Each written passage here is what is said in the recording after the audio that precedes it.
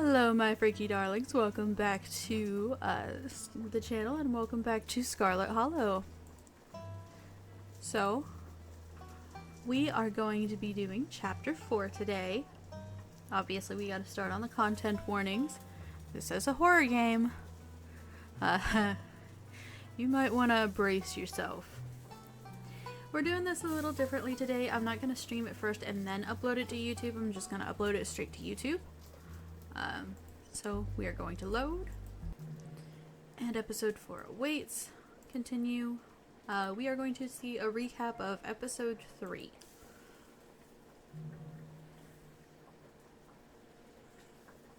As you're ready to leave, Janie approaches from the far side of the kitchen. Tabitha remains between the two of you, impatiently tapping her foot. Oh, Holo, before you go, I heard about what happened last night. I heard about it before Miss Tabitha mentioned it just now, and then I heard it again. I just wanted to say, I'm so sorry you got caught up in that. I'll be praying for those poor kids. I can't imagine how scared they must be. Morning. Is the new blend ready? Of course. Holo, if you'd like to keep Miles company, Tabitha and I will be just a minute. Well, if it ain't Holo. Bo, this Miss Scarlet cousin. She was there with Stella the night in the woods. It's a pleasure to meet you, miss. My name is Bo. I'm Duke's boy. Hope you've been faring better since all that unpleasantness. No, not really. Tabitha stops in front of a small house on the quiet hill just off Main Street. The Scarlets own most of the houses out here. We rent them out to employees. Just more convenient, you know. Your cousin pulls out a heavy set of keys from her pocket. She picks out one marked with a bright strip of green tape and unlocks the door. Come on in. Don't worry. It's empty. Yep, he's a dog.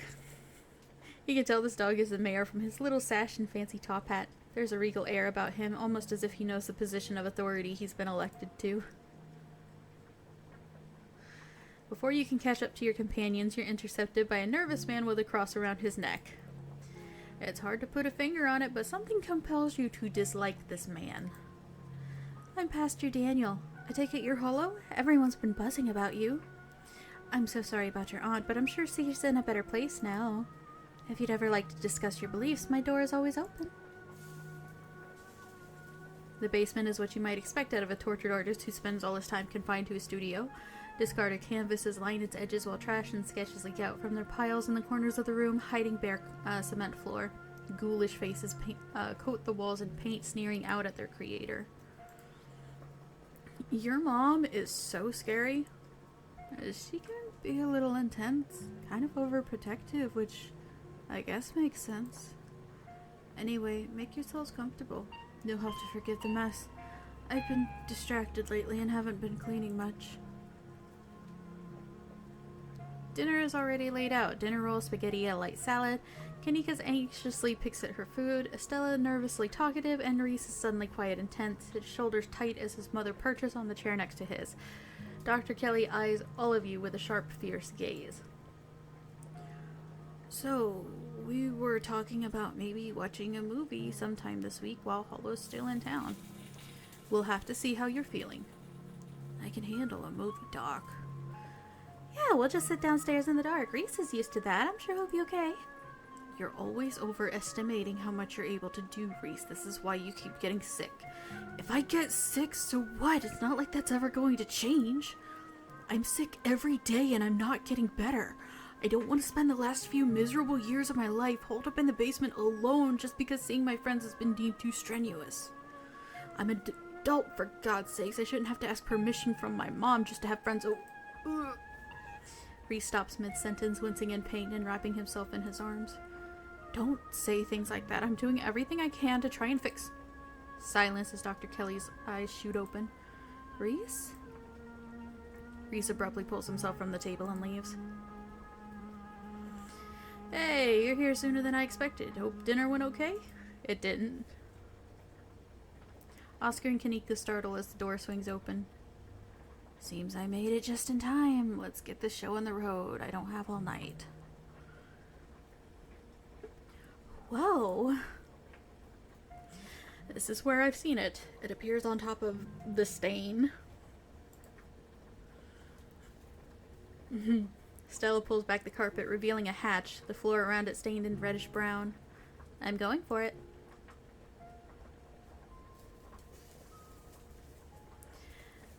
Wait, do you hear music? Movement stirs as a figure cloaked in shadows raises to attention.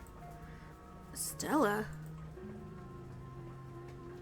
There you are. I would have found you sooner, but the resident clearly doesn't want me here. It doesn't seem to have the same issue with these miserable little parasites. Puh. Bottom feeders always manage to slip through the cracks, don't they? The sins of the father are to be laid upon the children. One of you must forfeit. It doesn't matter which. Bullshit! You and Tabitha come to in a basement, a mound packed of dirt in front of you.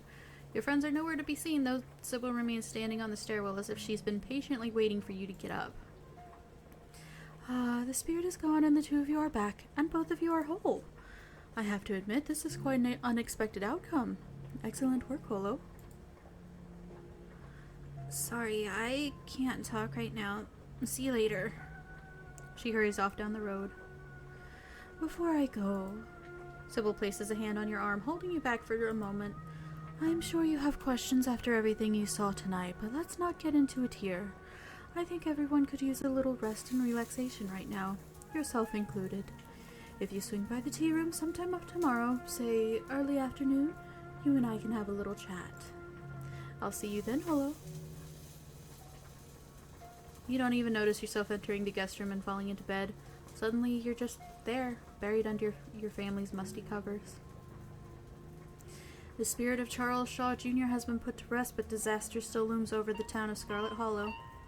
Tonight was a good night, and you fall asleep with a gentle, well-earned smile on your face. Wake up. You open your eyes. It's a new day. Last night seems so far away. You can almost pretend the horrors you witnessed in the annex were nothing but a nightmare, chased away by harsh morning light. An involuntary shudder runs down your spine. But your thoughts are interrupted by the buzz of your phone on the nightstand. Hope you made it home okay? I haven't heard from Stella since last night. How about you? You check your messages. Nothing from Stella. We're gonna call her. Hey, what's up? Just kidding, I'm not able to come to the phone right now. This is actually a recording of my voice. It isn't really me. Technology, huh? Anyways, leave a message. Or don't. I never check this thing. The mailbox is full and can't accept messages at this time. Text. How's my favorite cryptid hunter? You wait for a few silent minutes. The message sits undelivered. Haven't heard from her either. That's not good. I think we should try looking for her. Let's meet up in town. Yep. We're heading downstairs. Time to face your cousin. You find her in the kitchen, her shoulders hunched in a tight ball of anxiety. They're striking this week of all weeks, as if I didn't have enough on my plate already. If history has anything to go off here, it almost doesn't matter how strong the strike seems. This is Tabitha's battle to lose. There isn't a union in Scarlet Hollow, which means a proper strike isn't even legal. Your cousin can pretty much do whatever she wants. She could fire everyone and wait them out, for instance, or pick and choose her targets. Like she told you yesterday, she owns most of the houses in town after all. There's a lot of ways she can apply pressure to resolve a strike. That being said, does it even matter how the strike plays out? Any resolution would merely treat the symptoms of the disease rotting the heart of Scarlet Hollow. For things to stand any chance of getting better, there's something deeper still you have to fully uncover. Any news about the trapped kids? We have confirmation of at least one voice down there, and the boys have been digging around the clock. I don't think it'll be long before we can put all this unpleasantness behind us. Of course, that hasn't stopped the kid's mom from being on my ass non-stop. I'm doing everything I can, but she's the kind of person who needs someone to blame. And I'm an easy target.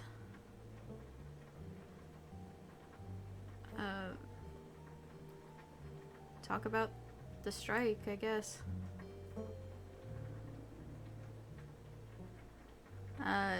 Do you know what the strikers even want? I haven't seen a list of demands. I'm sure it's just the usual. I promise you that if any one of them were in my shoes for a month, they'd be singing a different tune.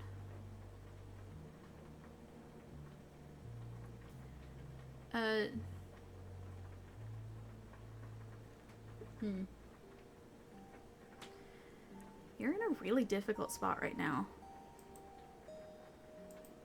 Gee, I hadn't noticed.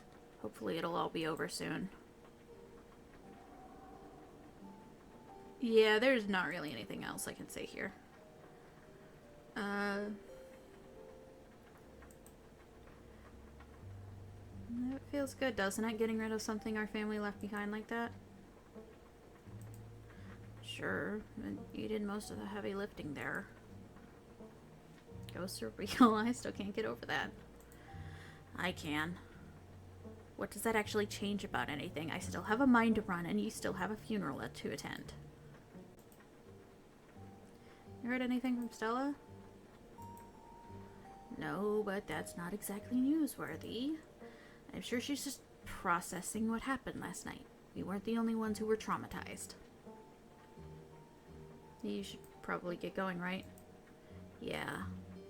I've dawdled long enough. Stay safe. No more hijinks. But let me know if you get into trouble, okay? Tabitha slips past you, her heavy boots thudding down the hall as she marches away to face her employees. Time to figure out the rest of your day. We're gonna fuel up.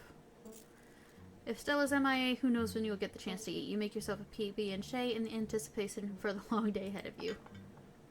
And that's that. You head to the front door and begin your trek to the town below. The sun shines through a thin layer of clouds, illuminating the path in a watery gray light. I don't like that these things are here in daylight. You can't help but feel countless eyes watching you from the tree line, feeling that reminds you of your time in the woods with Stella. Ditchlings shouldn't be out in the middle of the day, though. They're getting bolder. Yeah, you noticed.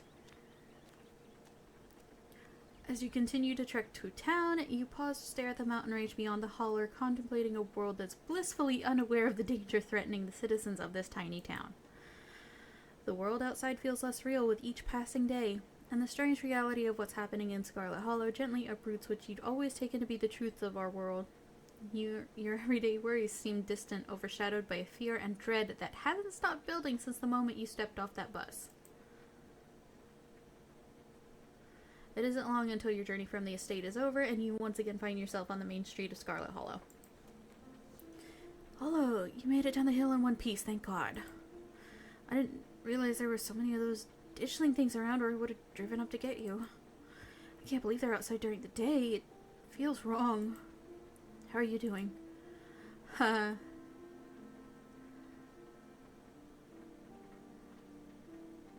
could flirt with her, but I'm mostly worried about Stella right now. I'll feel better when we find her. I'm sure she's okay, but yeah, the peace of mind would be nice. How are you mentally? That's a great question. My concept of how the world works is being shattered a little more each day, so that's cool. Every day I feel more and more like I need to get out of this town before it swallows me whole, but I also keep feeling like there's too many reasons to stay. Like, right now I can't leave until I know Stella's okay. With her folks gone, the only people she has are her friends. And as her bestie, I can't just let her go running off into the woods to get eaten by a Bigfoot. And my mom is just so chill right now, it's driving me nuts. She's not giving me any answers about the shit she pulled last night. It's just weird. Sorry, I'm ranting. But thanks so much for asking. That was really thoughtful of you. And it helped to talk about. If you ever need someone to rant at, I'd be happy to return the favor. I know others with my gifts when I meet them, and Sybil's probably the most gifted person I've met.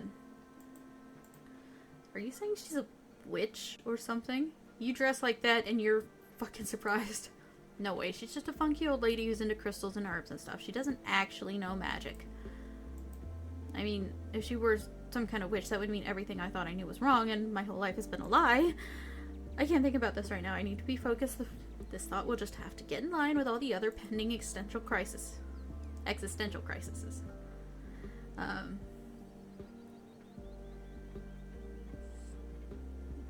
Kinda surprised you reached out to me after all the issues with you and Tabitha. I care more about finding Stella than I do the ongoing feud between me and your cousin. And I'm not going out there alone because the last thing I want is to go missing while looking for someone who went missing. We do everything in groups from now on. Smart. I'm supposed to see your mom at some point today. I'm not sure what she's planning to tell you today that she couldn't have told all of us last night. Maybe she's going to read your fortune. I should probably stop making fun of her whole new age mystic vibe. A lot's happened in the past couple days. Still, there will be plenty of time for tea after we looked for Stella. Any leads? Haven't had a chance to talk to anyone else yet, so nope, none so far. She ran north last night, but that doesn't mean she didn't double back.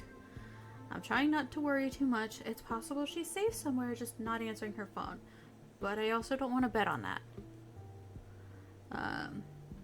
We should get started. Yeah, we're burning daylight. Where to first? Let's see.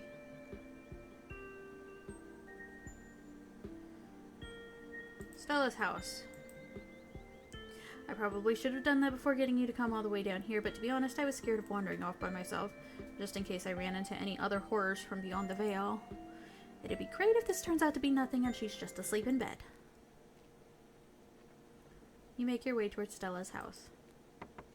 Kanika knocks anxiously on the door. It creaks open. The interior's cold, and not just physically. There is an absence of joy in life that leaves only a chill behind. The ghost of an empty house and the sobering dread that comes with the knowledge that your search won't end here.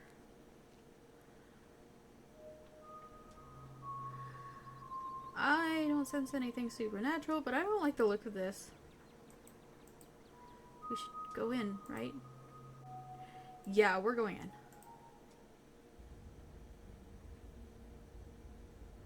The living room is almost exactly as you saw it the other day. Whatever happened to Stella, it doesn't look like it happened here. Okay, nothing unusual so far. Perfectly normal living room, no blood or viscera, not even a tipped over lamp. That's good. Stella's room.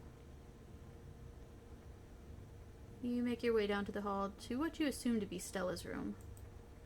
She's not in here. Though it's a little untidy, it's the sort of usual sort of untidiness that accumulates when someone doesn't often have guests in their bedroom. No signs of violence. Alright. I don't think there's any clues here. I don't think so either. This is what her room's been like pretty much the entire time I've known her. The only thing that's changed is the computer's getting fancier. Aw, she still does those cork boards with string things. She loves putting the strings on there. I don't think they actually mean anything. They're more for decoration anyway. Right, kitchen. Slightly messy. Couple cabinets are hanging open. A loaf of bread sits on the counter by a used butter knife. Is Stella's kitchen normally this messy? I wouldn't call this messy.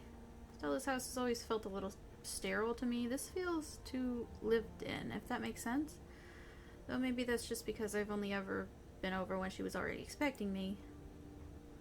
I don't think we're gonna find much else here. Let's move on. Okay, she's not here. We still have no idea where she is. I thought I was overreacting this morning. I thought she would have just been sleeping in or something. I can't believe she's actually missing. Where to next? Let's check out the diner. Good idea. Folks tend to congregate there. Maybe we'll run into someone who's seen Stella.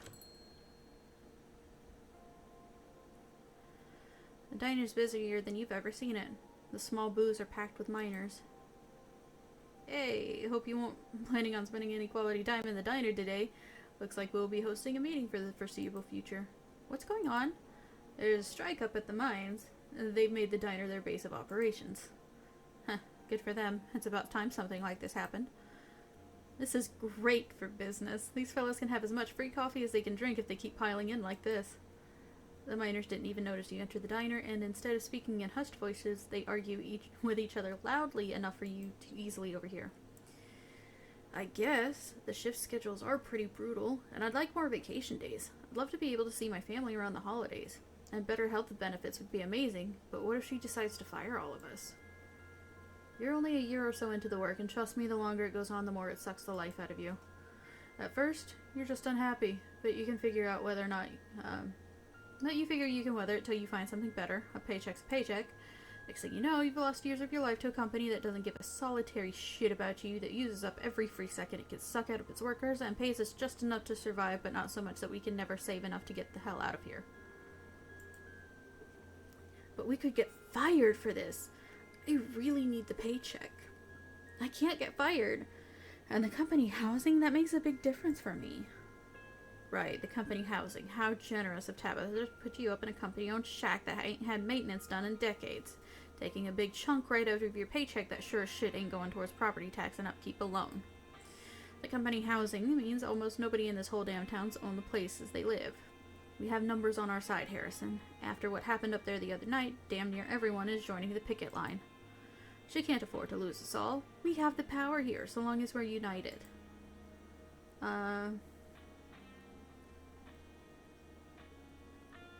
So, have any of you seen Stella? The miners turned towards the doorway, all eyes glaring at you in unison. The YouTuber? No, we ain't seen her. As you can see, we got a lot going on today. We'd appreciate it if you didn't butt in. Harrison's voice drops to a barely audible mumble. I hope she's okay. She hasn't been around, but I'll let you know if I hear anything. So, I guess we should get going. Like, as much as I would love to catch up with Avery, Stella's important. You turn and leave the diner with Kanika trailing behind you. Still no sign of Stella.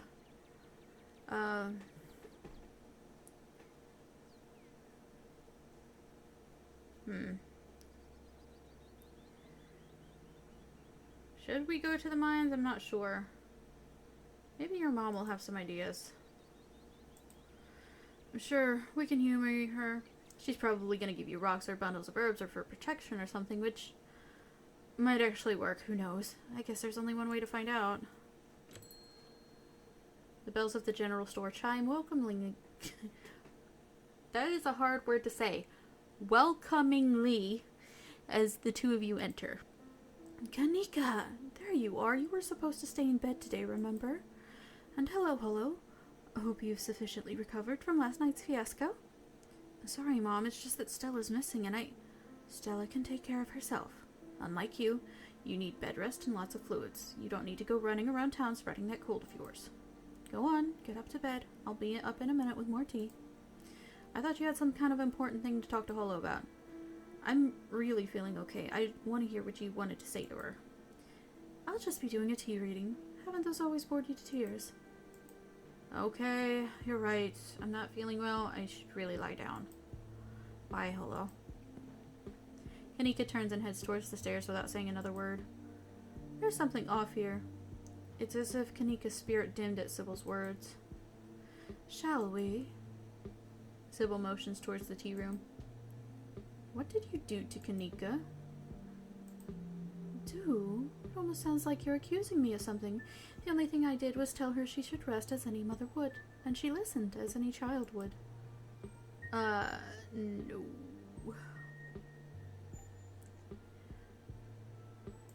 We're gonna have the tea. Please have a seat. I'll bring you a fresh cup. You take a seat at the small table at the edge of the room. It's dark here. Only a sliver of sunlight is able to filter through the heavy curtains, supplemented by the bright glow lights over the plant in the corner. Alright, so, Sylvia is acting sus as hell today. Or Sybil, not Sylvia. Sybil.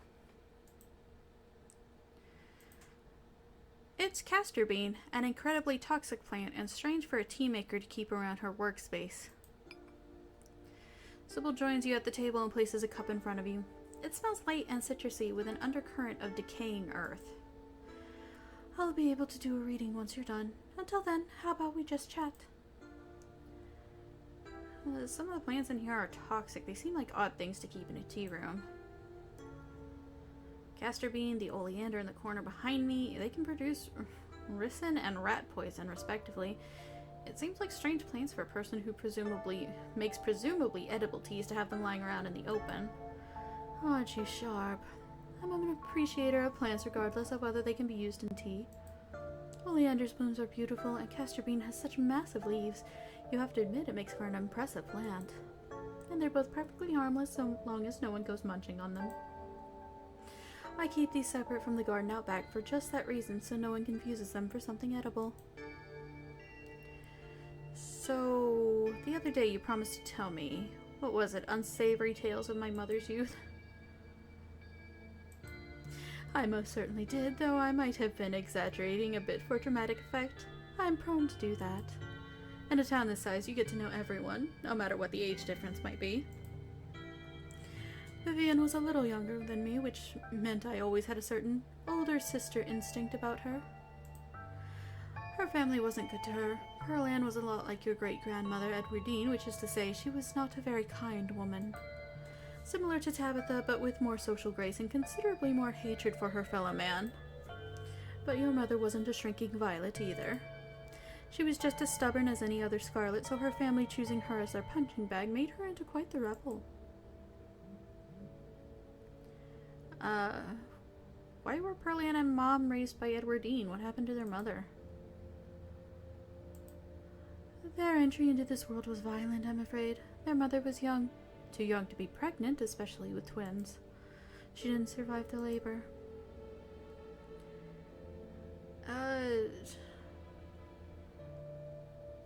Like, obviously the men did exist. Change the subject.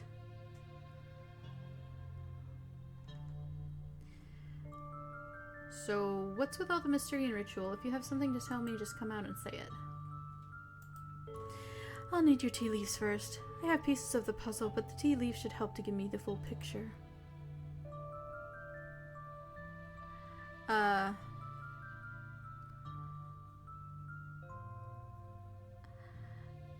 This is dangerous. I'm going to save. She may poison me, or this could be nothing. Drink. It's good for you. The citrus smell is fleeting, quickly replaced with the earthiness at its core, like you've taken a mouthful of dirt. But the aftertaste combines the two flavors into something soothing and medicinal, and you find yourself feeling more comfortable, your muscles relaxing for the first time in days. There's something you don't like about the feeling. It's too soothing. You don't doubt that there's something magical at work in this blend. Tea is gone before you know it, and the small cup is empty, save for what's left of the rehydrated leaves coating the bottom. Oh, good. Glad you found the tea palatable enough to drink. It should do you some good. It's one of my more medicinal blends. Now, on to business. Sybil takes the cup from you, staring thoughtfully down at the sludge. Oh dear, this does not bode well.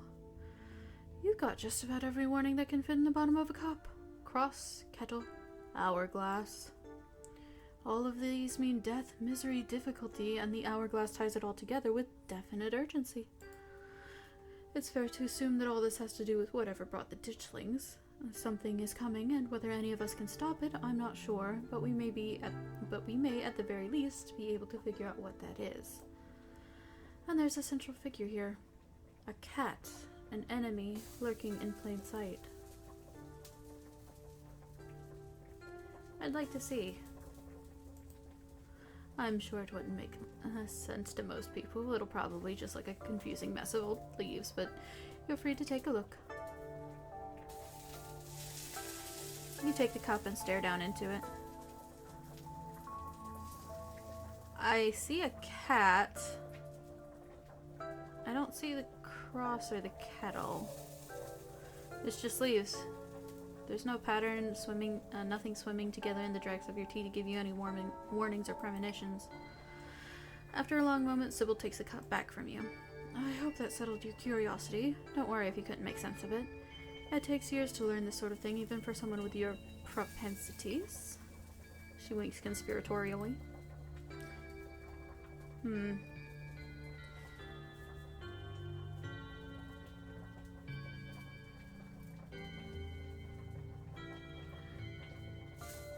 How do I know you're not the cat? I suppose you don't. Though I think the cat wouldn't exactly warn you about itself. Still, you can't rule anyone out, even the old woman with a tea obsession. You don't have to figure out an answer right away. It often takes time for the mind to connect the dots. Just be on guard and keep vigilant that someone close to you isn't to be trusted. We know from the ditchlings that something terrible is coming your way, and it's likely that it's connecting to some hidden enemy. Perhaps we can even counteract what might be planned for you. Judging by what you told me last night, those stones, carvings, seals, whatever you want to call them, I think it's likely they have something to do with this. Until the cat reveals itself, it seems like your best course of action is to seek these carvings out, piece together what you can find from your visions, and arm yourself with information. Have you sensed any others around town? Do you think you might be able to find another? Your thoughts drift to the door yesterday, the one that seemed to draw you in, urging you deeper into the clinic. Even just remembering it is enough to tug at you, compelling you to return and open it there to see what's on the other side. You can find Stella later. Maybe you can even find her there. What's important now is finally seeing what's hidden in the clinic. I think I felt another in the clinic. That's good. If you can find your way inside and uncover another stone, that could give you a leg up on your adversary. You'll just have to be careful to avoid the doctor. Something tells me she won't take too kindly to you sniffing around her clinic. If I recall correctly, there's a hill that'll take you nearly all the way to the second story, and she never locks any of the doors up there. Just in case that's helpful information. I think that's all the help I can offer. I hope this conversation has been illuminating, even if it just brought up more questions than giving any clear answers. I'll let you know if I find anything. Glad to hear it. I hope all goes well, and I wish you luck. Hopefully you won't need it. Thank you again for humoring an old lady and stopping by for a chat. With a small grunt of effort, Sybil gets up from the table and you're escorted back to the door. And remember, be careful who you put your trust in. According to your tea, the cat is getting ready to pounce, and merely being ready for it might not be enough. Sybil closes the door to the tea room, the bells of the door strangely flat in the stale air of the nearly empty general store. We're gonna check on Kanika. You're not going anywhere before you check on her. You make your way upstairs. Knock. Mom, I really don't need any more tea. I think I'm just gonna lie down for a while. Not your mom. Oh, hello, what's up? I'm going to the clinic, or I need to talk to you, it's important. Sorry, Holo, my mom was right. I'm exhausted. I shouldn't push it or I'll wind up worse tomorrow. You make your way out of the general store and down the road to the clinic. You make your way up the familiar hill, past the rows of ragged houses that make up Scarlet Hollow's residential area. It isn't long before you find yourself outside Dr. Kelly's clinic, its secrets enticing you to find a way in. Even at the bottom of the hill, you can feel the presence. It's like a magnet has been fixed to your ribcage, gently tugging you forward, guiding you towards whatever emits the compulsive frequency. You can see the hill Sybil was talking about, wrapped around the back of the old hospital like a stone blanket. It should take you directly up to the second floor and the unlocked doors of the terrace.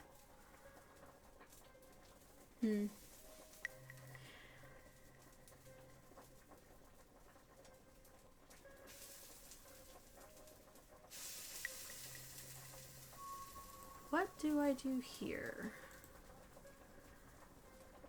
No one will see me. I doubt it.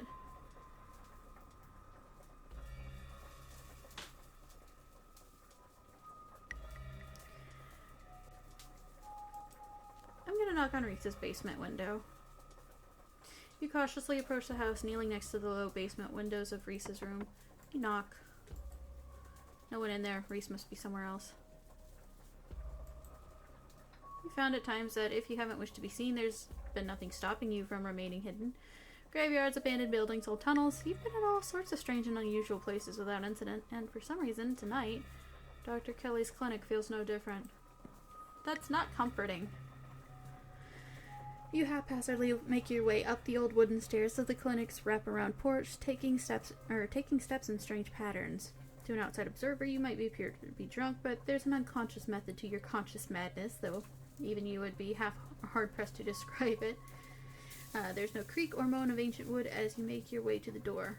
Silence. You push the door open slowly and slip in.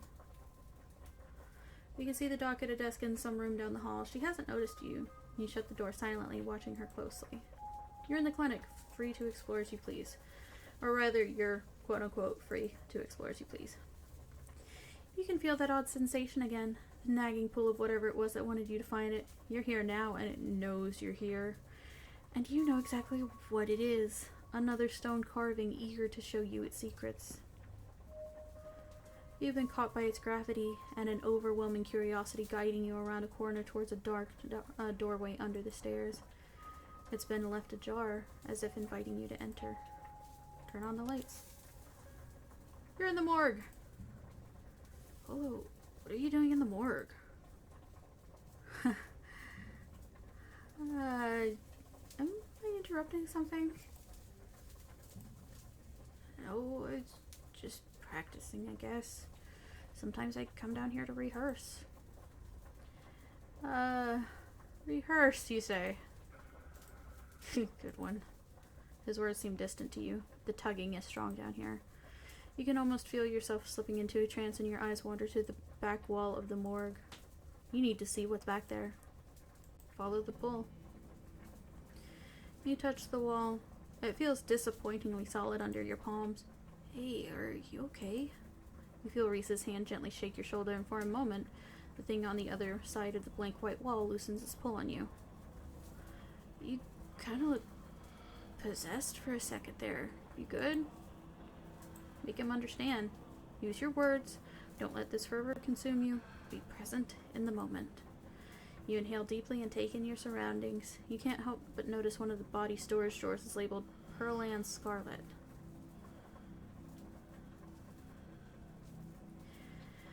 The mines had a stone carving the other night, as did Oscar's house yesterday. They've been giving me visions. I can see one on the other side of the wall, and I need to see it. Reese glances back at the wall. You're really serious, aren't you? This is probably a bad idea, but you really need to get in there. I'm pretty sure there's an emergency axe somewhere upstairs. I just need to get the doc out of the hair. It should take 2 seconds. Get the doc out of her hair? Yeah, if I say I'm sick and I need something, she'll drop whatever she's doing and do it for me. Surefire way to get her out of the house. And most of the time it's true anyway.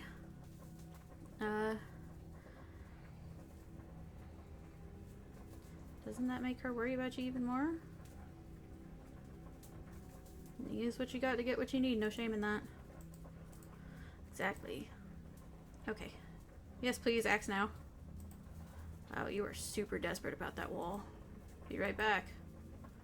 He strides past you, his long legs moving swiftly. He seems excited, his usual dour demeanor replaced with an uncharacteristic pep when faced with the prospect of sneaking around and tearing down walls. I like him. You hear his soft voice filtering in through the open doorway at the top of the stairs, a hoarse and sickly edge added for effect as he speaks to his mother. Hey, Mom. He coughs gently. Reese, I didn't know you were awake.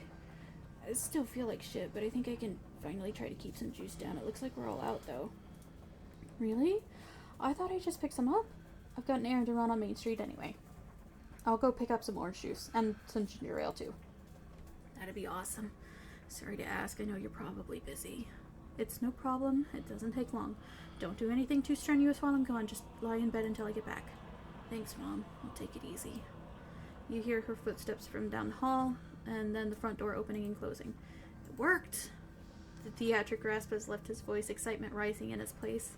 Come on up, we don't have long until she's back.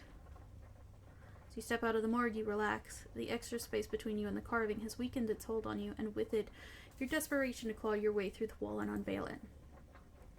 It's one of these emergency fire axes, so it should be pretty obvious wherever it is, though I'm not sure where she'd be keeping it. I'll show you around. Let's try the doc's office first. You make your way to the doorway of her now vacant office. I don't see an axe in here. He's right. A cursory glance reveals nothing but stacks of paper and cabinets and medicinal supplies. But something on the desk catches your eye, some sort of records with your family name on them. Can't. Time limit. Whatever those records were, they weren't an accident. You don't want to waste time looking through them while the carving awaits. Medical supply room's probably a good bet, though fire axe seems like something that might be useful in a room full of chemicals. It's just down the hall. There it is. Looks like it needs a key, though.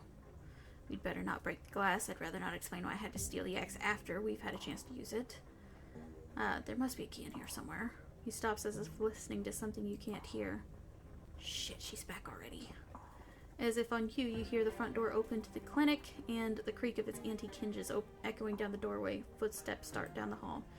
She's headed this way. Quick, we gotta hide. I'm not supposed to be in here. He opens the closet door and hurriedly motions you inside. You slip past him, scrunching into the small space as best you can. He attempts to slide in after you. Let him in.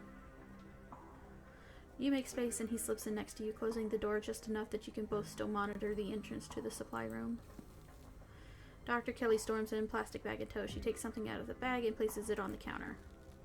And then hurries back out, bag rustling as she makes her way back down the hallway. We'd better wait a second just in case. We're gonna wait. The two of you stand in tense silence, both crammed into the suffocating closet, taking shallow breaths as if she could hear you breathing from the other side of the building.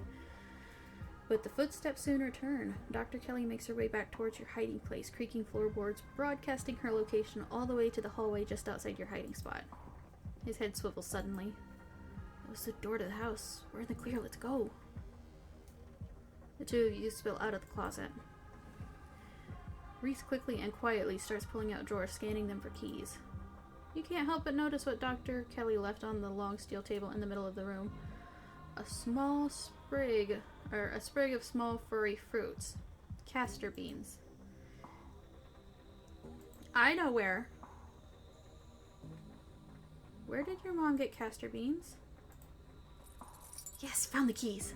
He holds up a small ring of keys with a colored stripe on with a strip of colored tape on the head. What's this about beans? Oh, those weird little fruit things. Reese unlocks the cabinet and offers you the fire axe. Here's your axe, and I don't know, I've never seen it before. I'm not allowed in the supply room. It's probably some kind of medicinal plant, right? She took chemistry set too. She took out a chemistry set too, though, come to think of it, she's not supposed to make medicine. She's not a pharmacist. This room is just storage for orders she gets from a pharmacist over in Brevard. Why would she bring something like that in here?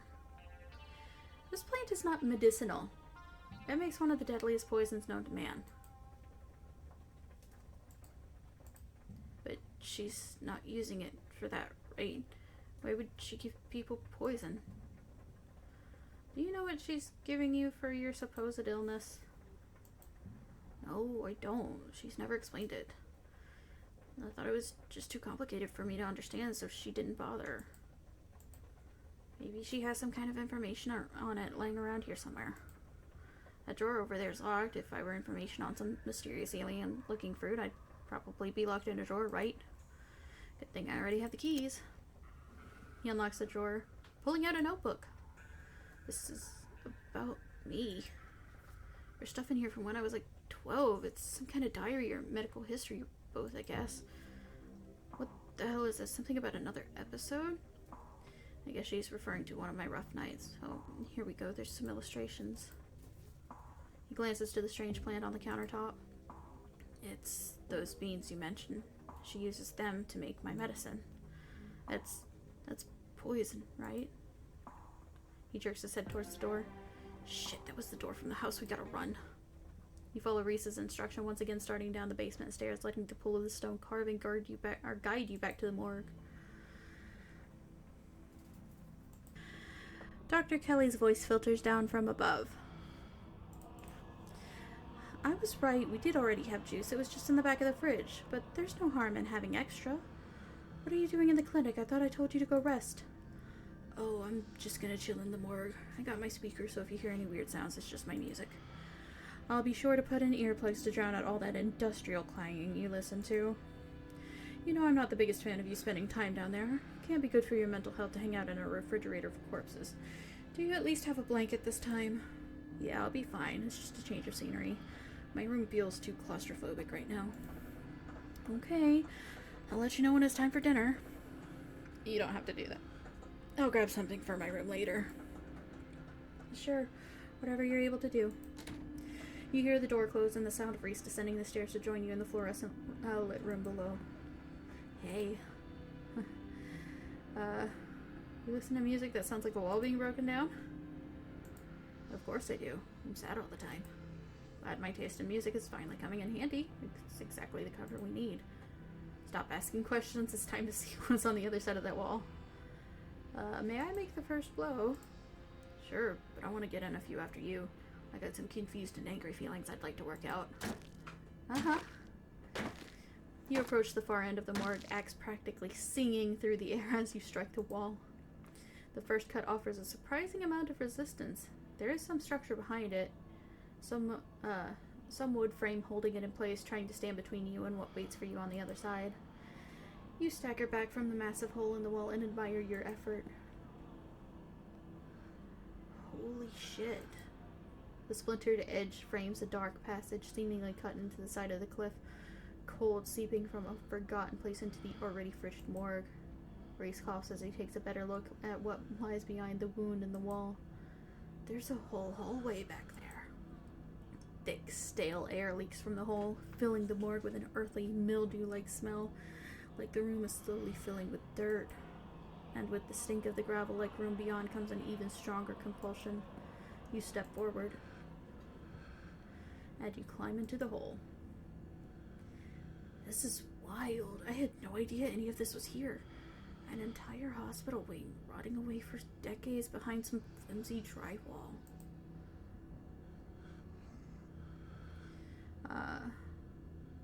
I'm probably gonna pass out when we find this thing. Don't be too worried about me. I'll be fine. Thanks for the heads up. You step forward into the unknown. You don't bother to retrieve the axe. The final wall concealing the carving is rotten. Water damage having eaten away at the wood over the course of the unknowable years, the planks nearly reduced to sawdust. You tear into it. Hello? Enoch, I thought you weren't gonna come. I was worried you'd leave me here forever. They say there's nothing I can do. I'll never use my legs again. Enoch, what am I gonna do? Calm down, Teddy. These doctors don't know what they're talking about. I've been doing my own research and I found us an alternative. We won't have to worry about anything from here on out. I promise. Yeah, I don't trust a single one of my family members when they say that. I went to talk to the witch. Witch? But that's nonsense. It's alright. It's all sorted. We're taking you home today and everything will be solved by this time next week. That's right, Doctor. At this point, I'd say its body was never recovered. Whoever it was who claimed to be Theodore, it wasn't him. He wasn't even paralyzed, as it turned out. Just some grifter trying to take advantage of the tragedy. Everything goes black. Your vision swims back into focus and takes a solid second or two to reorient yourself. Nice Hellraiser poster. You're in an unfamiliar bed. Reese leans against the far wall, eyeing you with concern and curiosity. Hey, I was worried you slipped into a coma or something. How did you get me down here? You tore down the wall like a wild animal. Found some weird carving and collapsed. I think you might have had some kind of seizure. I know you warned me, but are you okay? How did I get down here? I carried you. You don't have the kind of muscle mass required for that. Huh? Why would I lie about that? I just picked you up and carried you back. It's not like I had to go very far. I had a vision. Like a hallucination? I have those sometimes too.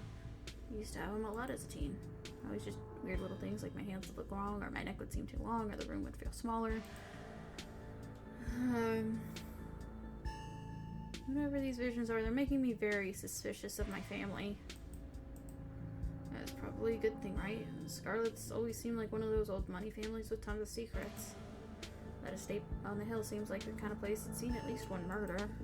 Maybe you should try to stay away from that place. Stella's still missing and the stone has finally stopped yelling at me. That might be a little tricky. Doc's on the warpath up there. I refuse to take my medicine and she's not happy about it. I'm sure you can understand why. There was no way I was going to take anything she gave me. She's been poisoning me for years. I've been thinking about what you said at dinner last night and I don't see any other possibility. It's only been a day since I stopped taking my pills and I feel great. I went ahead and blocked my door so she can't get down here. Now we just have to wait her out.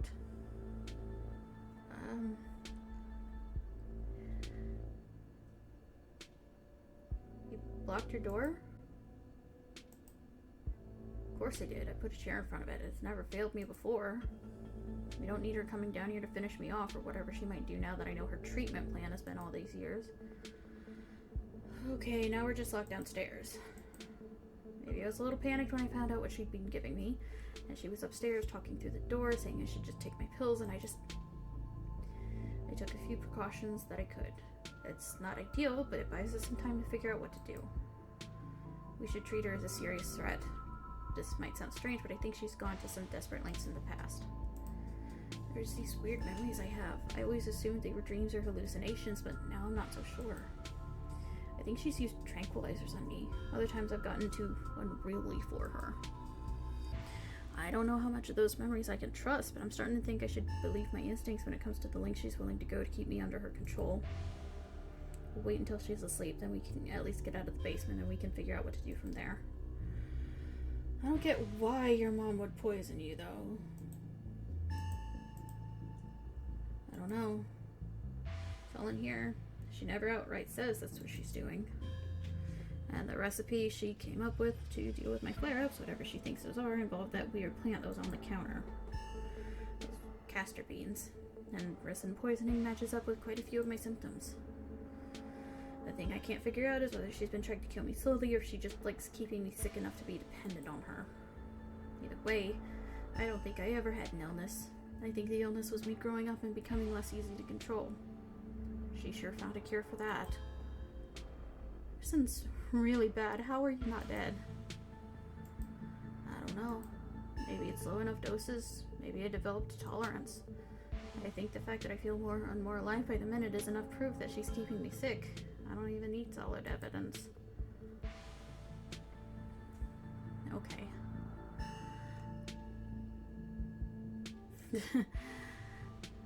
We need to get you out of here. No matter what, we should get out of this basement soon. Where would we go? The only person I know who has a car is Kanika, and she's not answering her phone. I don't know anyone else. I don't have any other family I can go to. I never even finished high school. When I get out of this house, I don't know how I can make sure I don't wind right back up down here. One step at a time. Let's start by waiting out your mom and getting out of here. You shouldn't call her my mom. As far as I'm concerned, she's forfeited that title. I don't think I should even call her doctor. She's just some woman now. Can't wait for her to be in the rearview mirror with the rest of my life. We'll see if we can wait her out. If she doesn't fall asleep by 10, we can figure something else out. These windows are supposedly shatterproof, which she always said was for burglars. Now I assume it was yet another way to keep me boxed in. But we can try to break them anyway. A distraction seems like a good idea. As you can probably tell, I'm getting a little jittery. Maybe it's the lack of poison in my system for the first time in years, or the fact that my whole perception of reality is turned on its head. Probably a combo. It would obviously take more than a day for resin poisoning to be out of his system. It doesn't feel awful, to be honest. I believe you owe me a showing of Shi-no-Chi, Deathblood. I believe I do. Reese gets the movie set up and joins you on the bed. Let me know if it gets to be too much for you. I'm not a great judge of how other people will react to the sort of things I watch, but I definitely don't want you to feel uncomfortable. It's a slow burn of a movie, but the dread is managing to build us palpable in the room. Or maybe that's just how it feels down here all the time with the grisly paintings, lack of lighting, cinder block walls, and of course the fact that the woman currently lurking upstairs has been poisoning her son since his teens. Yeah, that's not a great combo. I've seen a couple of this director's other films, and they're all interesting, though this is probably the best introduction to his work. The way it jump cuts to seemingly unrelated TV show recordings that then wind up tying back into the narrative adds a level of realism and depth to the world that I find really engrossing. It's found footage used to its fullest. I can't believe I'm able to just do things from here on out, like watch movies with another person. Or talk to people, ever. You can hear the difference in energy now that Reese hasn't had his daily dose of poison. He's uncharacteristically chatty, clearly not used to talking to another person, let alone when he has the energy to carry on a long conversation. Something is changing inside of him. Reese, you feel different. Like your personality's changing. Is everything okay? Everything's more than okay. I haven't felt this good, and I don't think I've ever felt this good. A man on the screen yells portents of doom into the camera, trailing off into a wordless scream. The plot is really heating up. I love that there's all these distinct sort of vignettes, little pockets of horror that affect a small number of people, and only once you start to see how they fit together can you realize some fundamental horror about the universe. And then it sees you back in this incredible cosmic horror in the truest sense. Reese is becoming very animated. It's probably safe to assume he's dealing with a lot of extra adrenaline right now, what with his entire reality turning out to be a lie. But he's also talking over the movie. It's more than just something changing in Reese. It's everything. There's a knock at the window. Don't get any closer to that thing. It's time to go home. That voice. I know that voice. Is that who's been following you around? Without another word, Wayne starts pounding on the supposedly shatterproof window. Enemies upstairs, enemies outside. We're surrounding it. Even if I get out of this house, I won't be safe. You won't be safe. Oh. Wayne isn't gonna hurt you. He hasn't hurt anyone. Well, he hurt a ditchling, but... What do you mean? Yes, he will. He's furious with me. Can't you hear it? But I'm not weak anymore. I can fight back. I don't have to cower in fear from the people who want to hurt me. I can protect both of us, Hollow. The window shatters. As Reese starts to tear at his clothes, paint bubbles out from the canvases, his ghoulish figures peeling themselves out of their two-dimensional worlds, invading yours and crawling up the walls. I don't like that! Grab my hand, I'll pull you out. Yeah, leave us alone. In a surge of violence, the change that has been brewing inside Reese finally comes. As it manifests, the broken basement window is sealed off and Wayne along with it. I'm gonna stay after I save, because if I run, that means I'm prey. We aren't safe, but I feel strong now. I think I can save us. Stay here. I'll be right back. I just have to deal with the doc.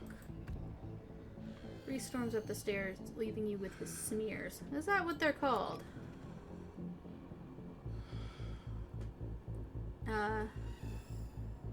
We gotta warn. You make your way to the door that beckoned you yesterday, all intrigued, now washed away. You know where it leads, and you know the secrets, or what secrets the stone that lurked in the forgotten basement clinic had to share with you.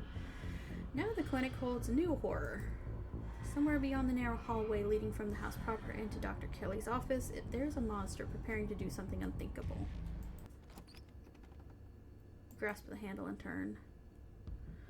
Duck! Oh, I'm ducking. She shoots. The gun isn't very loud. There's only a pop as the projectile leaves the barrel, whizzing through the air. You turn to see a dart embedded in Reese's chest. He pulls the tranquilizer dart out from between his ribs, heavy breathing as the drug courses through his system. You're going to have to try harder than that, you No, how did you...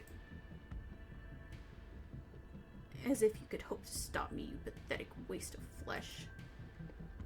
Before Wayne takes another step down the stairs, paint flows out between the cracks in the wood. Reese's panic, pulling in a mob of furious smears to hold his enemies in place. The artist darts away, but the smears continue their work in his absence. Dr. Kelly makes her escape down the hallway, and Wayne is overcome, glued in place at the top of the stairs by stiffening globs of paint. I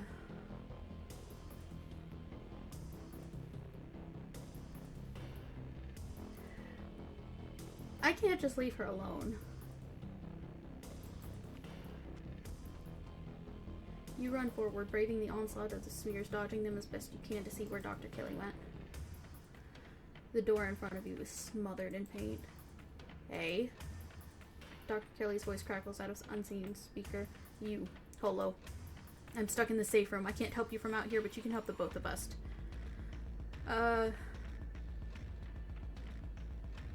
What the hell is your son? I wish I knew.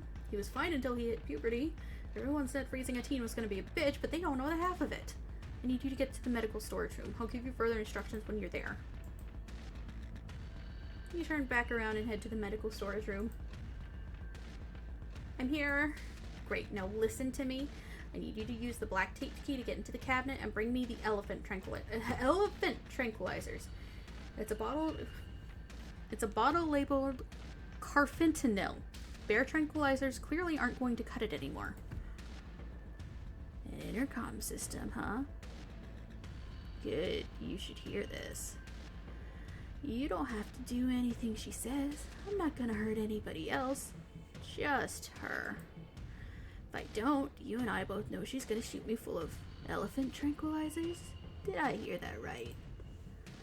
And shove me back down in that basement or somewhere even worse and keep killing me every day for the rest of my miserable existence. I feel amazing right now. Better than I've ever felt in my life. I'm not dangerous. She's just scared because she knows she has to finally pay for what she's taken from me.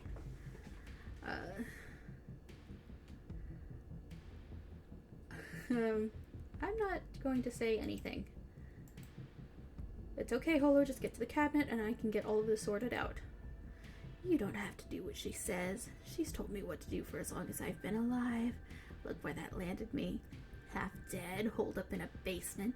She'd put me right back if she had her way. If she had no trouble doing this to her own son, who else might she be treating without their knowledge? Just stay right here while I do what needs to be done, and there won't be a speck of blood on your hands. Enough. Reese cries out in pain. What the hell did you do to my shoulder? I'll handle it. Try to get somewhere safe until then. The two stagger off down the hallway. Quick, grab the tranquilizers and head to the safe room. You do as she says. They're easy to find, marked with a small square of black tape to match the key. She's an organized woman. Run! You make your way out of the medical storage room and back to the hallway where Dr. Kelly disappeared. As you approach, she heaves open the door, slowly breaking apart the massive paint, sealing it shut. I don't think I can keep it open for long. Barrel in. She shuts the door quickly, though one of the little smears manages to slip past her. She stomps on it. Painted viscera splatters across the cement floor. Sounds like Reese and your friend are still fighting. We probably have a few minutes before he gets here. Okay. Well, we're at it. Are there any other secrets you're keeping? Maybe. If we both survive, I might decide to share a few more, if you don't go tattling to anybody. It's the game plan. Well, I pump him full of elephant tranquilizers, then I lock him in here. Somehow I convince him to see things from my perspective. Then we all live happily ever after. It's just gonna make him feel trapped. It sure is, especially since I'll have to isolate him even more now that he knows what's going on. He's going to hate me. But you gotta work with what you've been given, and what I've been given is an ethical dilemma where I either let my son kill me, freeing him to go out and kill others, or imprison him for the rest of his life and force feed him poison to keep him controllable. Or the third option, kill him. I've decided which outcome I can live with. We're gonna sit in silence. The distant sound of breaking glass cuts through the silence of the clinic outside the safe room. This might be game time. Dr. Kelly opens the door. The two of you stare out into the hallway. Hi.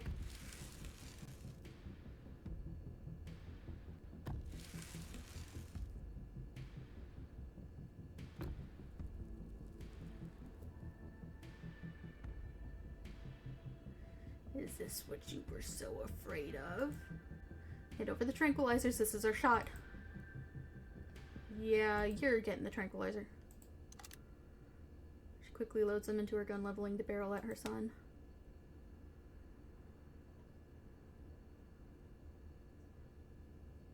I thought we were in this together.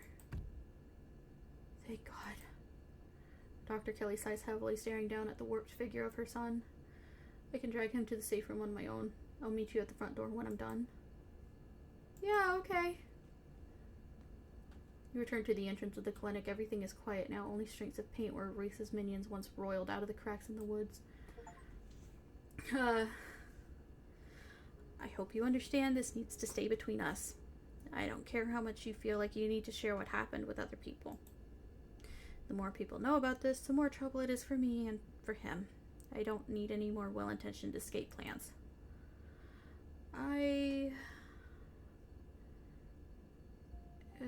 There's a magic stone in your basement, and I just thought you should know. Also, we busted the hole in the wall down there.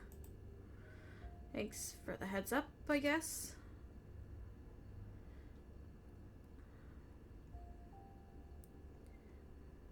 And I'm sorry you came here. This is all my fault. I tried to get you to stay away for a reason, but what's done is done. He was bound to figure it out sooner or later. I'm just glad there was an extra pair of hands around. It could have gone a lot worse. As much as I'd love to stand around chatting, I have to get to work. I have to clean this place up as best I can before tomorrow. And you should probably get home. It's dark, and I'm sure your cousin is worried about you. You need a hug. As much as I'm sure you don't want it. Put your arms out for a hug. No offense, I'm not a hugger. See you later. Yeah, I thought that might be it. She firmly escorts you to the door, and it closes behind you. The night is oddly warm compared to the chill of the day, crickets singing quietly in the sleepy little neighborhood. Everything that happened in the clinic feels almost like a dream, and now that it's over, you realize how little it meshes with your understanding of the world. Home time. Time for you to get home. Yeah, it sure is, yeah. Are you gonna escort me? I would like the company. I trust you a little more than I did. He appears as if out of nowhere, clothes streaked with what at first seems like blood and gore, but you quickly realize is paint. Evidence of his altercation with Reese. I'll walk you. Yeah. Shall we? Wayne walks just ahead of you, in near complete silence.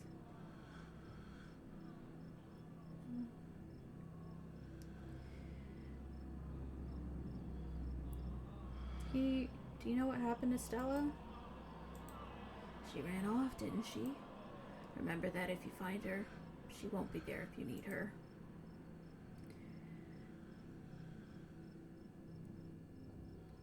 Thanks for looking out for me tonight. Anytime you find yourself in danger, I'll be there for you. I'll always be there for you.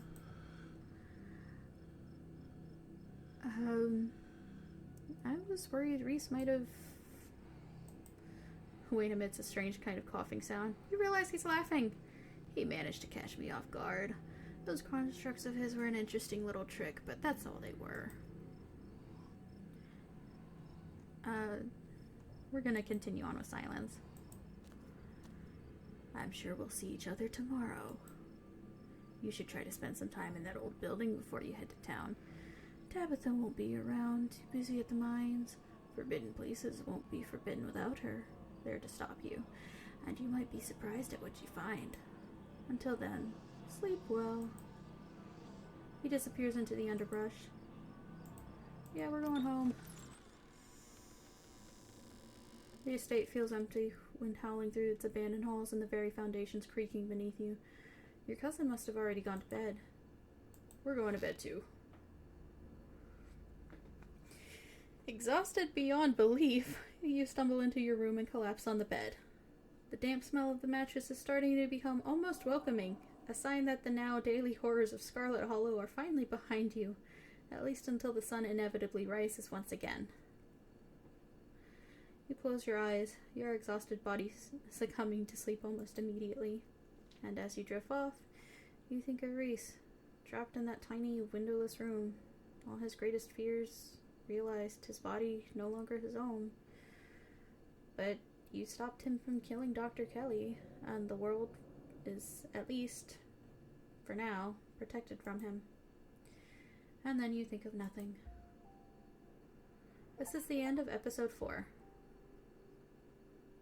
Hamura Madoka. Where in the world is Stella Richmond? Yeah, we didn't find Stella. For finishing all of the episodes currently available in the game, you've unlocked Hardcore Mode. 3 traits at character creation, but you'll no longer be able to use your traits to avoid the consequences of major decisions. This only applies to hardcore runs. Have fun if you dare. Yeah, we're, thank you.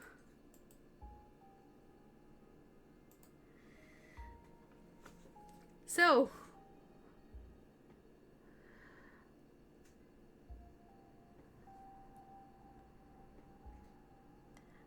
I don't know what I expected to be going on with Reese, but it was not fucking that. That is, that sure is something.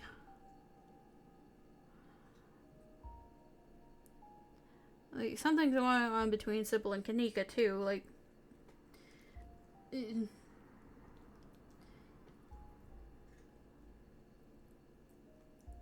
Like, clearly it's not just the Scarlets. The first 3 or so chapters would lead you to believe that it is just the Scarlets. And while they seem to be at the heart of everything, nobody in this fucking town can be trusted. Not a damn soul. Right now the only person I trust is Wayne, and I don't even trust him. Like, even without trusting Wayne, I'm relatively safe with him. If he turns on me, there's not gonna be jack shit I can do. But I love it. I can't wait to see chapter 5. And I will see you all in my next video. Bye!